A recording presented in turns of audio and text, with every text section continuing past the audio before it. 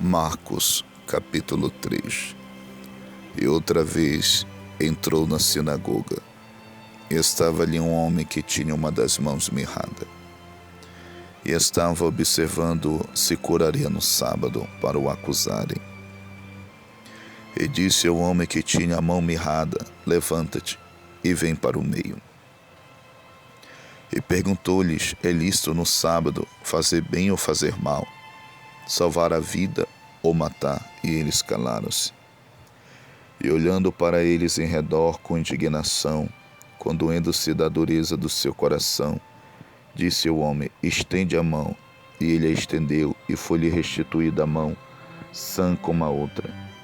E tendo saído, os fariseus tomaram logo conselho com os herodianos contra ele, procurando ver como o matariam.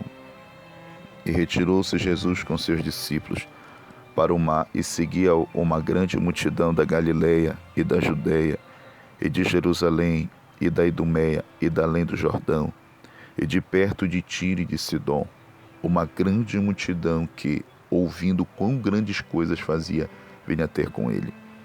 E ele disse aos seus discípulos que lhe tivesse sempre pronto um barquinho junto dele, por causa da multidão, para que o não comprimisse, porque tinha curado a muitos de tal maneira que todos quantos tinham algum mal se arrojavam sobre ele para lhe tocarem.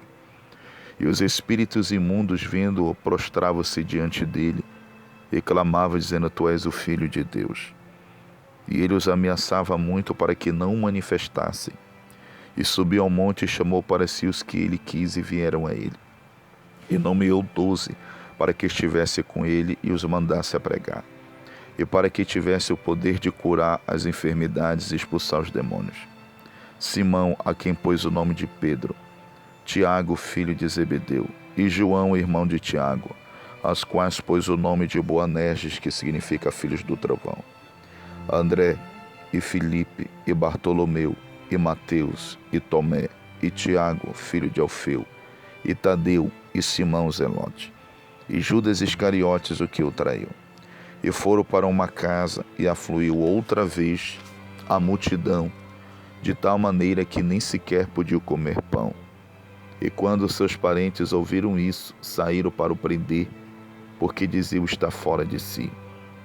E os escribas que tinham descido de Jerusalém diziam: tem Beelzebu, e pelo príncipe dos demônios expulsa os demônios. E chamando-os a si, disse-lhes por parábolas: como pode Satanás expulsar Satanás? Se um rei se dividir contra si mesmo, tal reino não pode subsistir.